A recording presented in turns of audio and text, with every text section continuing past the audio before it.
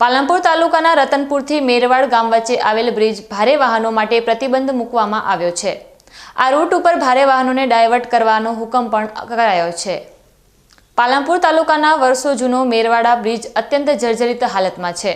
ત્યારે ગંભીરા બ્રિજ દુર્ઘટના બાદ જિલ્લા કલેક્ટરે તાજેતરમાં મેરવાડા બ્રિજનું સ્થળ નિરીક્ષણ કરાયું હતું।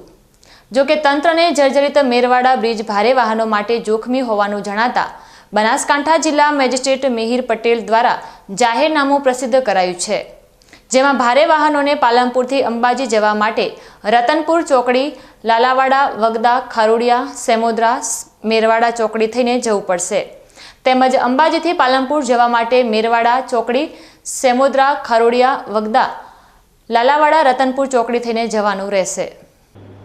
પાલનપુર તાલુકાના ઉમરદશી નદી ઉપર રતનપુરથી મેરવાડા વચ્ચે રાષ્ટ્રીય ધોરીમાર્ગ નંબર 58 ઉપર જે બ્રિજ આવેલો છે એ બ્રિજ 1965ના સમયગાળામાં બનેલો હતો।